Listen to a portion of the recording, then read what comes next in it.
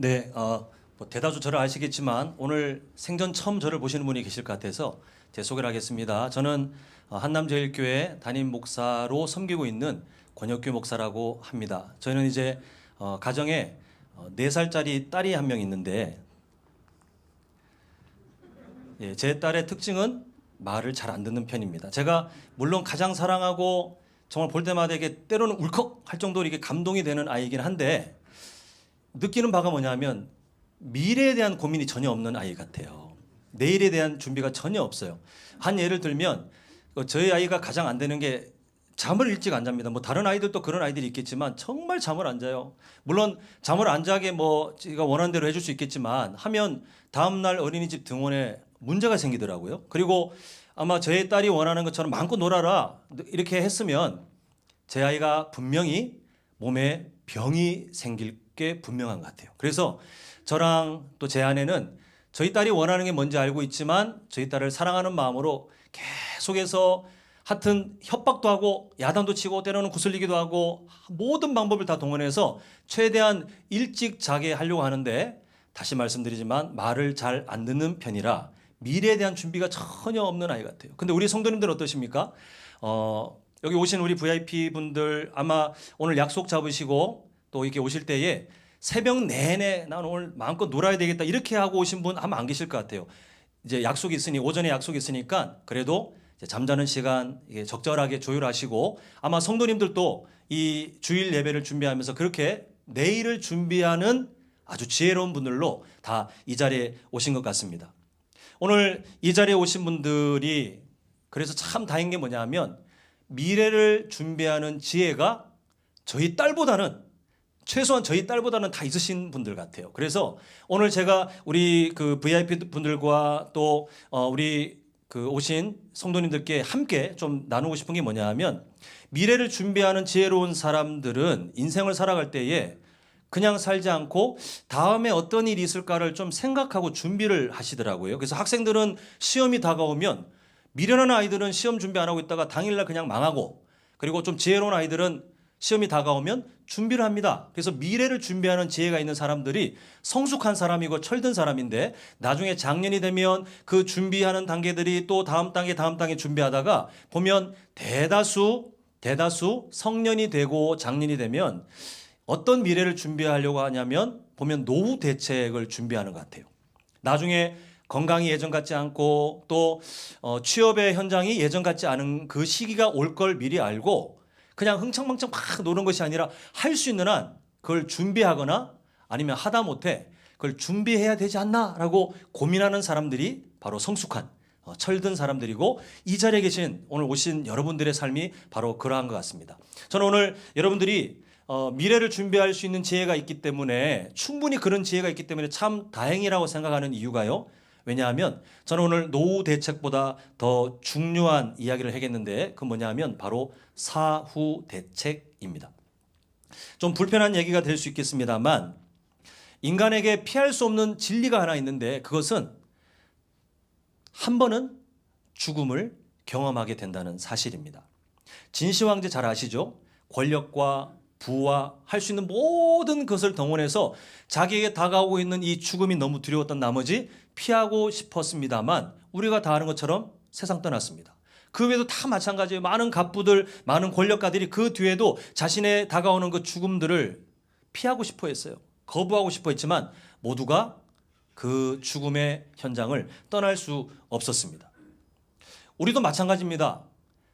이 자리에 계신 모두가 저와 함께 마주 앉아서 자 우리 죽음에 대한 이야기를 시작해 볼까요? 하면 이야기하는 저도 불편하고 여기 계신 분 어느 누구도 그 시간을 기뻐할 사람은 없을 것 같아요. 죽음은 우리에게 그런 것 같아요. 죽음은 가까이 다가오고 있고 이 세상에 태어나는 순간 사실상 우리는 시한부 인생 아닙니까? 언젠가는 세상을 떠날 그 시기가 하루하루 다가오는 게 우리의 인생인데 그 사실을 알고 있지만 우리는 이 땅에 살면서 마치 영원을 살 것처럼 그 날을 최대한 거부하고 쳐다보지 않고 살고 있다가 어느 날 내 인생에 그 날이 다가오면 극심한 두려움에 빠지는 것이 인간의 연약함입니다.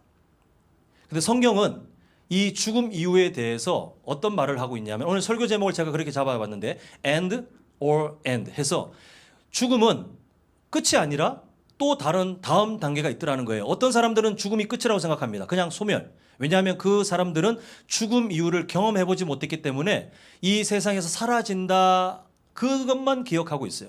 근데 성경은 사라지는 것이 아니라 또 다음 단계로 이어진다고 하는데요. 성경을 보니까 딱 두 가지 길이 있다고 합니다. 다른 길이 없어요.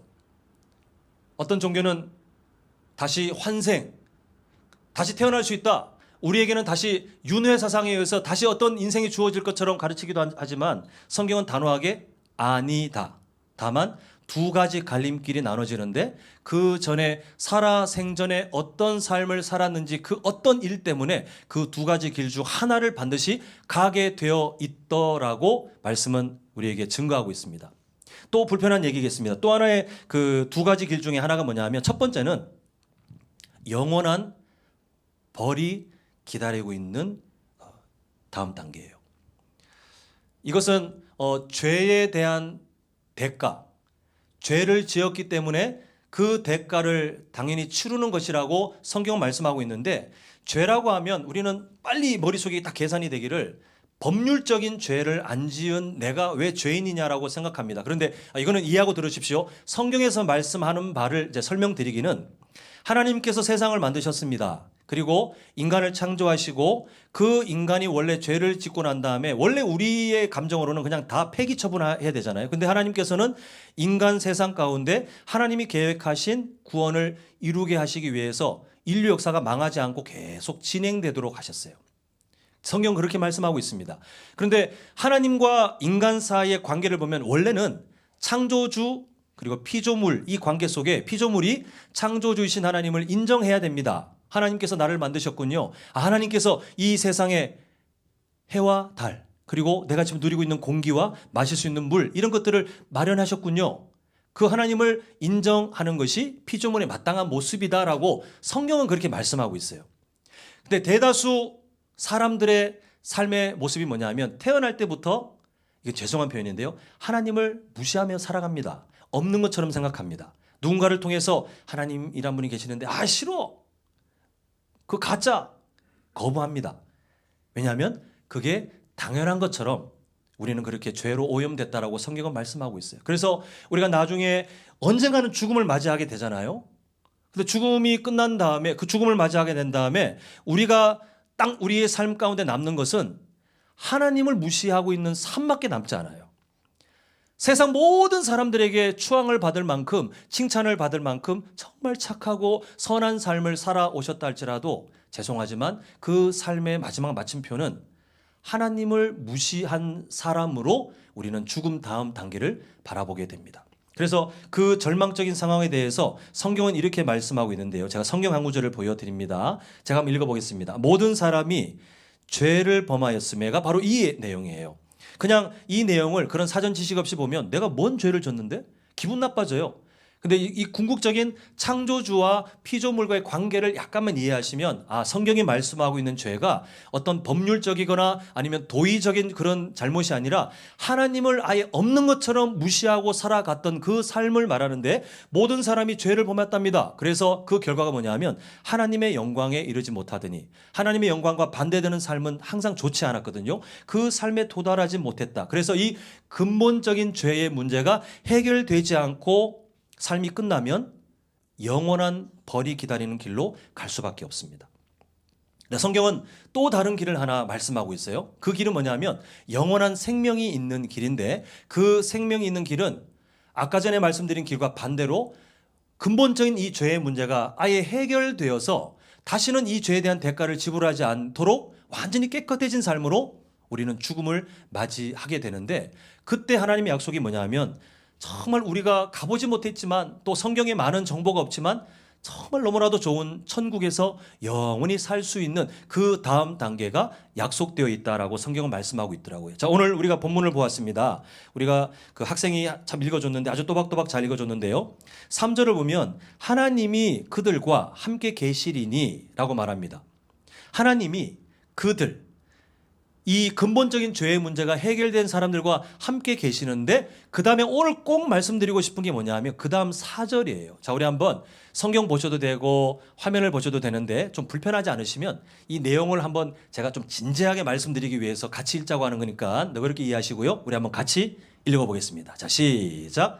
모든 눈물을 그 눈에서 닦아주시니 다시는 사망이 없고 애통하는 것이나 곡하는 것이나 아픈 것이 다시 있지 아니하리니 처음 것들이 다 지나갔음이러라. 근본적인 죄의 문제가 해결된 사람이라 할지라도 죽음을 맞이할 수밖에 없어요. 이 세상에 예수님 믿는다고 영생을 산다면 목사인 저는 천년만년 살게요. 근데 저도 언젠가는 죽을 겁니다. 그때가 언제인지 알 수 없지만 저도 인간적인 바람으로는 최대한 더 장수하고 싶은 그런 욕심이 조금 있지만 저도 언젠가는 세상을 떠나게 되어 있어요. 근데 근본적인 그 죄의 문제, 하나님을 무시하고 하나님이 없는 것처럼 살았던 그 예전의 삶이 완전히 해결된 사람에게는 저 삶이 허락되는 천국에서 영원히 그것이 박탈되는 것이 아니라 앞으로 완전하게 보장되어서 살 수 있게 한다는 성경의 약속이 바로 이 4절의 내용입니다. 제가 아는 한 분 이야기를 좀 해야 될 것 같습니다. 저번주로 기억하는데요. 말기암 환자세요. 제가 이전에 서울에서 사역하고 있을 때 그렇게 암투병 하시는 그 삶을 옆에서 보면서 참 많은 도전도 받고 이렇게 살아왔는데 이제 멀리 떠나고 나서 그분의 병세가 많이 안 좋아지셨다고 들었습니다. 근데 전화가 와서 전 깜짝 놀라서 받았는데 그 아들이 목사님 하면서 어머니가 통하고 싶대요라고 하는데 그 권사님이 목소리 힘이 거의 없고 발음도 정확하지 않았어요. 그러니까 지금 병원에서는 할 수 있는 게 없고 그리고 이제는 언젠지는 알 수 없지만 거의 생명의 끝자락에 와 계신 것 같아요. 근데 그분이 저한테 어떤 기도 요청을 했냐면 이게 분명하지 않은 발음이었지만 목사님 제발 저 천국 빨리 가게 기도해 주세요 라고 했어요. 제가 그 마음이 완전히는 아니지만 그 권사님이 그 전에 살아 계시는 동안에 생애 그 의지가 강했습니다. 왜냐하면 살아야 돼가 아니라 이분이 갖고 계시는 두 가지 믿음이 저는 참 놀라웠는데 천국에 대한 확신이 늘 있었어요. 그래서 언제 저는 세상을 떠나더라도 그것도 감사합니다라고 하셨던 분인데 또 하나 그 생명을 유지하기 위해서 치료도 열심히 받으셨어요. 그 이유가 뭐냐면 이율배반적인 것 같잖아요. 근데 그 이유가 뭐냐면 하나님이 주신 그 생명이 하루하루 언제까지 유지될지 모르겠지만 자녀들을 위해서 기도하고 또 한국교회를 위해서 기도하고 본인이 받았던 그 기도의 사명을 하루라도 더 감당하기 위해서 치료를 거부할 수 있을 만큼 고통스러운 상황이지만 이분은 병원에서 포기해야 된다고 했던 그 하루하루를 견디면서 10년 동안 암투병을 하셨던 분이에요. 근데 그 병세가 이제는 거의 정말 마지막까지 오신 것 같은데 그분이 저한테 그 고통이 너무 심해서 목사님 빨리 천국 가게 기도해 주세요라고 하는 그 기도를 저는 너무 가슴 아프게 들었어요. 그래도 목사인지라 제가 어떻게 하나님 앞에 하나님 저분의 생명을 빨리 거두가 주십시오라고 어떻게 기도할 수 있겠습니까? 저는 그냥 너무나도 뻔한 내용이지만 그 인생의 끝자락에 그분께 전혀 도움이 되지 않을 내용이겠지만 제가 그 마음을 헤아릴 수도 없겠지만 그 극심한 고통 가운데 마약성 진통제조차도 이제는 말을 듣지 않아 병원에서 이제 준비해야 된다라고 하는 그 극심한 상황 가운데 저에게 전화해서 기도부터 하는 그분의 간청을 저는 결국 거절하고 다른 기도를 할 수밖에 없었어요. 그 생의 끝이 언제 끝날지 모르겠지만 감당할 수 있는 힘을 주시고 하나님께서 그 마음에 주셨던 천국의 소망이 평안을 주시기를 그렇게 기도할 수밖에 없었습니다.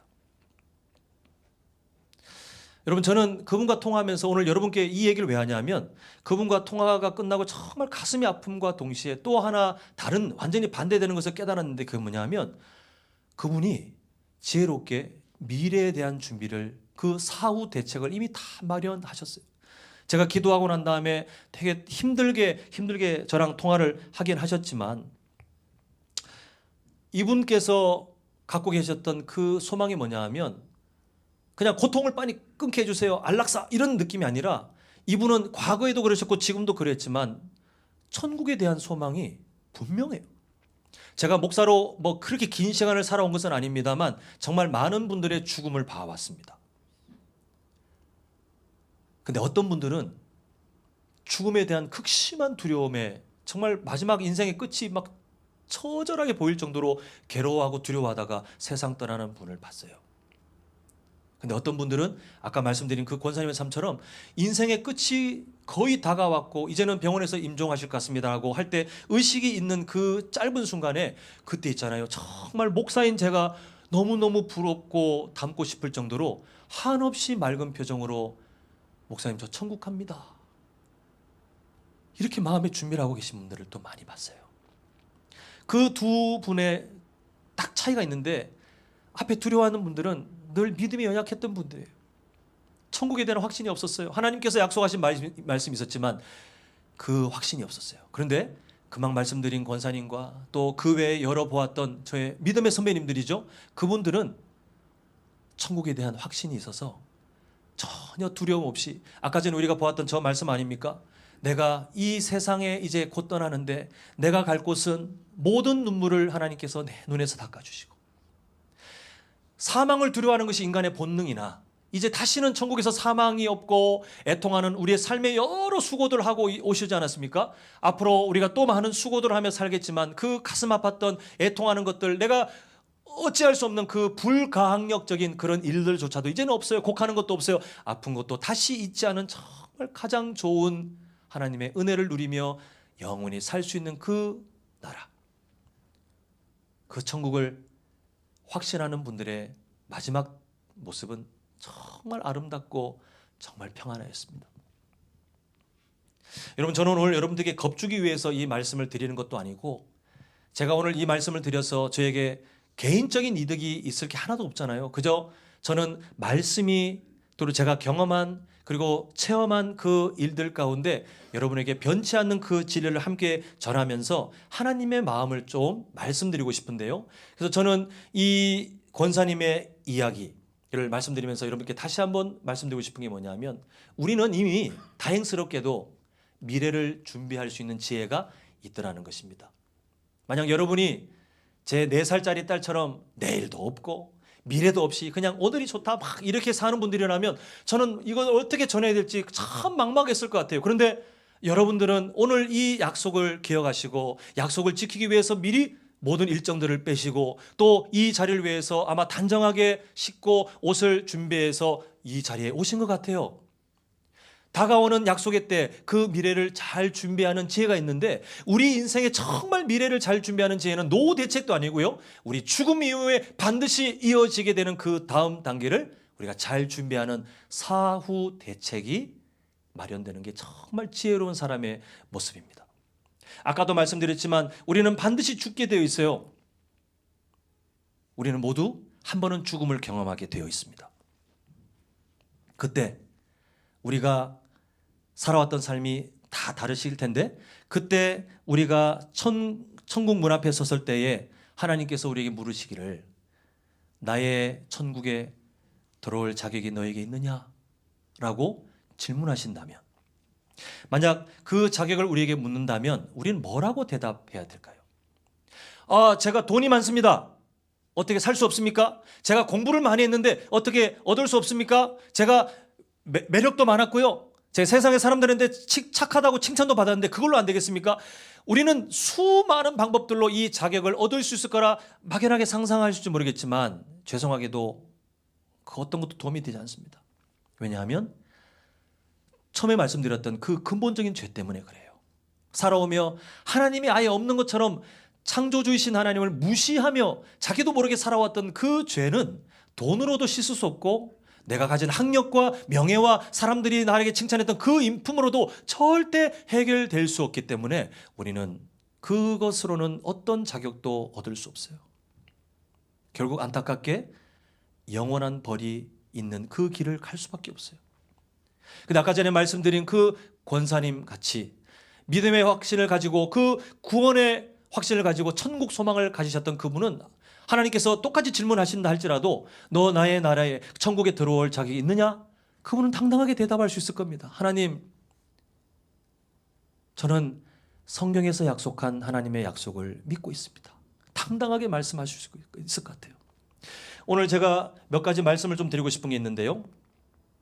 자, 지금 보시면 이렇게 말씀하셨습니다. 예수께서 이르시되 내가 곧 길이요 진리요 생명이니 그다음 뭐라고 말씀합니까? 나로 말미암지 않고는 아버지께로 올 자가 없느니라. 예수님께서 있잖아요. 사람들이 이 천국에 들어갈 자격이 어떻게 주어지는지 전혀 못 깨닫고 있는 때에 오셔서 알려주셨어요. 내가 곧 길이요 진리요 생명이니 나를 통하지 않고서는 안 돼. 근데 만약에 예수님께서 오셔서 돈이 곧 길이요 진리요 생명이니 돈이 아니고서는 아버지께로 올 자가 없느니라 이렇게 말씀하셨다면 저는 천국 못 갑니다.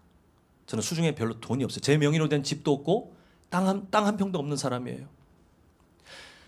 우리가 아무리 돈이 많다 할지라도 그게 무슨 도움이 되겠습니까?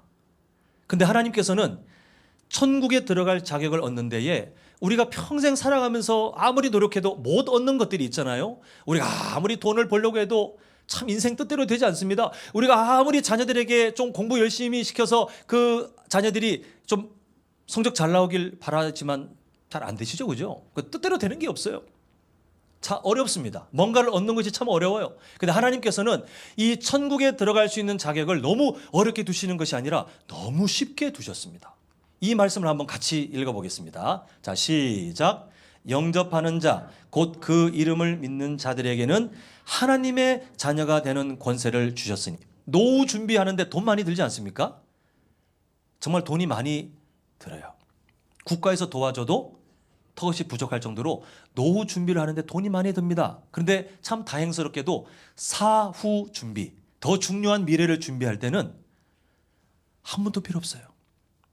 세상에서 그렇게 고민하고 얻으려고 했지만 얻지 못했던 그 어떤 것들 전혀 필요 없습니다. 내가 막 부둥켜 안고 이걸 지켜야 내 삶이 될 것 같은데라고 믿고 있던 그 어떤 것도 다 필요 없습니다. 딱 하나, 길이요 진리요 생명이신 그 예수님이 정말 나의 근본적인 그 죄를 다 해결하시고 하나님의 약속처럼 그분이 나의 구원자, 나의 하나님이 되신다는 그 사실을 인정하고요. 그게 무슨 어렵습니까? 그리고 그분을 내 마음에 영접하는, 인격적으로 그분을 받아들이고자 하는 그 삶 하나면 된대요. 그럼 어떤 권세를 주느냐? 하나님의 자녀가 되는 권세. 천국은요, 하나님의 자녀들이 들어가는 곳이기 때문에 이거 하나만 있으면 우리는 얼마나 당당하게 나중에 죽음을 통과해도 막 눈치를 보면서 저 천국에 들어갈 수 있나? 걱정하지 않아도 됩니다. 이미 하나님께서 이게 계약서예요.